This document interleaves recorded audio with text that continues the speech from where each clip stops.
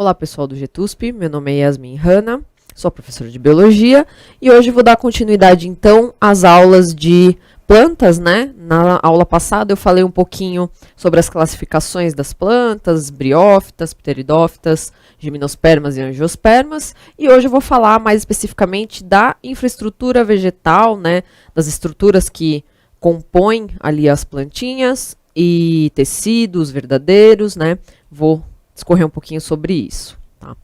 Então, primeiramente, sobre as estruturas vegetais, né, um panorama geral. As raízes das plantas fixam o organismo ao solo, né, obtém nutrientes também desse solo. O caule sustenta essa planta, as folhas são o local da fotossíntese, então, de produção de matéria orgânica, né, e conversão a troca, na verdade, não conversão, mas a troca, a planta recebe o CO2 e acaba liberando o oxigênio, como a gente viu nas aulas referentes a cloroplasto e fotossíntese. Então, o CO2 é fixado na forma de matéria orgânica, né? E o oxigênio ele é proveniente da quebra da água, tá? Mas então, basicamente, entra o CO2 na planta, produz matéria orgânica e sai, entra a água e sai o oxigênio, tá? Então, isso daí basicamente que a fotossíntese então é feita ali nas folhas e as flores que são fundamentais na reprodução, tá certo? Cada órgão vegetal é composto por diferentes tipos de tecidos dispostos em camadas, a gente vai ver ao longo da aula, né? Esses conjuntos de células semelhantes interagem e se complementam, assegurando dessa forma a manutenção e continuidade da vida, tá? Então, sobre os tecidos vegetais. A vida das plantas depende da interação entre seus diversos tipos de tecidos. E eles são classificados em duas categorias. Os meristemas, que são basicamente os tecidos da planta mais jovem, né, os tecidos embrionários, e os tecidos adultos. Tá? Então, meristemas são formados por pequenas células indiferenciadas com grande capacidade mitótica, praticamente sem espaços intercelulares. Então, a gente pode dizer que é um análogo das nossas células-tronco, né, das células-tronco dos animais. Então, são células, aí no caso os meristemas, células indiferenciadas e com essa capacidade de se modificar em outros tipos celulares, capacidade de se multiplicando, aí, sofrendo divisão celular e aumentando de quantidade, tá? Então, o que fazem os meristemas, né? Eles promovem o crescimento longitudinal da planta, né? Então, a planta vai ficando mais alta. Meristemas primários, ou também chamados de apicais, estão localizados nas gemas, que são concentrações de células posicionadas nas extremidades do caule e na extremidade da raiz. Então, essas gemas apicais, né? Então, a gente tem o meristema do caule, que vai crescer para cima, e tem o meristema da raiz, que vai acabar crescendo para baixo, tá? Sempre nas duas extremidades aí. E a gente tem também os meristemas primários ao longo do caule, junto à base das folhas, né? Que são também chamadas de gemas axilares ou laterais. Então, além dos meristemas apicais localizados ali no caule e na raiz, a gente tem alguns deles distribuídos ao longo da planta, né, ao longo do caule, que vão dar origem às folhas, tá? Que são essas gemas axilares ou laterais. E aí a gente tem um outro tipo de meristema também, que é o meristema secundário, né? Eles se situam no interior da raiz e do caule, tá? Aí a gente tem, então, o felogênio, que é um tipo de meristema secundário mais externo, produz os tecidos da casca.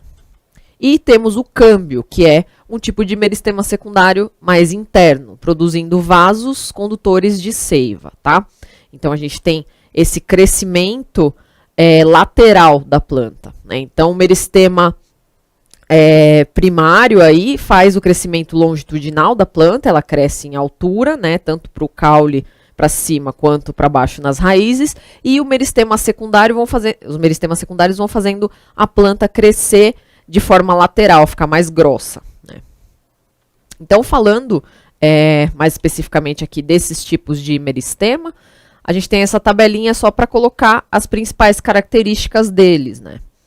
Então, os meristemas primários ou apicais, eles têm origem em células embrionárias, né? A localização deles, então, é o ápice da raiz e do caule e gemas laterais, como eu tinha mencionado para vocês. A função é o crescimento longitudinal, né, em comprimento, e ele está presente em todas as plantas, tá? Então, todas as plantas que eu falei para vocês na aula passada, eles têm esse meristema primário, né? Já o meristema secundário, ele não está presente em todas as plantas, né? A origem deles está relacionada com as células adultas, a localização, como eu disse, é mais interna, né? Então, ao longo da raiz e do caule, para promover esse crescimento lateral, né? Esse crescimento em espessura, fazendo a planta ficar mais grossa. E esse tipo de meristema está presente somente em angiospermas dicotiledôneas e gimnospermas, tá? Os outros tipos de plantas não apresentam esse meristema secundário. Esses tecidos que eu falei para vocês, então, eram os tecidos embrionários, né? E aí, falando mais especificamente dos tecidos adultos, também chamados de permanentes, né? Eles derivam de meristemas e têm células diferenciadas, de reduzida capacidade mitótica, que realizam funções vitais na planta. Então, aí, a gente pode associar isso com uma coisa análoga a nossos tecidos diferenciados também, né? Os tecidos diferenciados dos animais. Então, enquanto os meristemas são análogos às células-tronco, os tecidos adultos permanentes das plantas vão ser análogos às nossas células diferenciadas. Então, por exemplo, células neuronais, células cardíacas, células da pele, né? Já células diferenciadas que não têm capacidade de se dividir, né? De sofrer divisão celular, tá? Então, os tecidos das plantas são basicamente essa mesma coisa aí, né? Então, mostrando aqui para vocês nessa figura esses tipos de tecido, né? Então, a gente tem os meristemas que eu tinha falado para vocês em verde escuro aqui. Então, a gente tem o meristema apical da raiz aqui e o meristema apical do caule. E a gente tem alguns também, né, aqui na base das folhas, tá?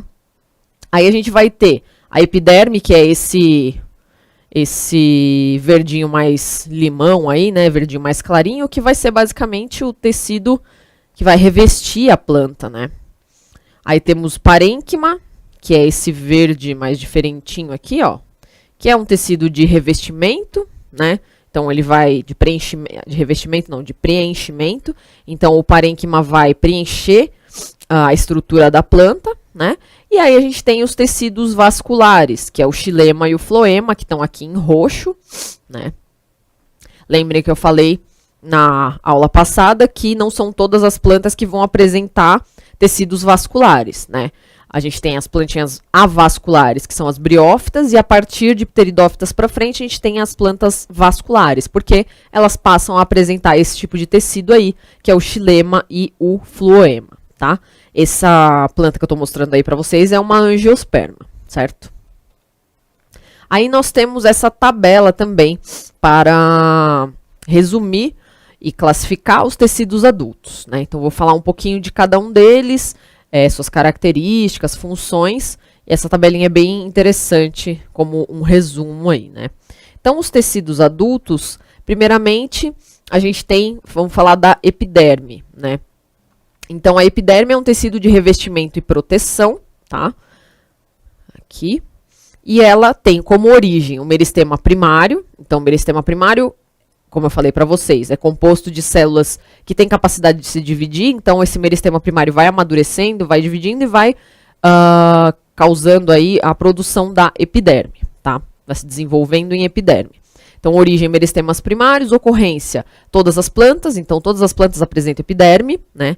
E as características, uniestratificada, aclorofilada e composta de células vivas, né? Então, uniestratificada, só possui um extrato, né? Uma camada de células, tá?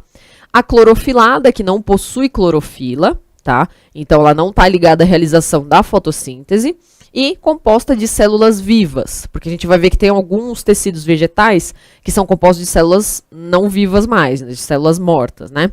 Vou falar mais pra frente aqui. Mas a epiderme é composta de células vivas, tá? E quais são os anexos epidérmicos das plantas, né? A gente tem a cutícula, que é uma camada de cera impermeável que evita a desidratação, tá? Então, basicamente, a cera fica em volta ali. Vou pegar o exemplo de uma folha, né? Vocês já devem ter pego alguma folha de alguma planta que tem essa camadinha de cera. Você passa a mão nela assim, você vê que ela tem textura meio cerosa mesmo, né? Essa cera é capaz, então, de produzir essa impermeabilização na folha. Então, faz com que essa folha não perca água à toa, não desidrate à toa, tá? Outro anexo também importante da epiderme são os estômatos. Também tinha mencionado na aula passada, né? Os estômatos são aberturas para troca gasosas, né? Então, ele permite saída de oxigênio, entrada de oxigênio e saída de gás carbônico, tá? Tem outros anexos epidérmicos aí que são os pelos, né? Que são pelos absorventes, nesse caso aí, localizados nas raízes, tá? Ou pelos secretores, que são localizados nas folhas, como a de urtiga. Então, os pelos absorventes nas raízes, eles servem exatamente para fazer esse procedimento de absorção de nutrientes, né? E os secretores vão produzir determinadas substâncias e secretá-las, né? Então, como no caso das folhas de urtiga, são substâncias urticantes, né, que provocam uma certa coceira e irritação, né? Então, é uma forma da planta se proteger de predadores, tá? Então, esses daí são os anexos presentes na epiderme, né? Eu vou dar um intervalinho e daqui a pouco a gente continua.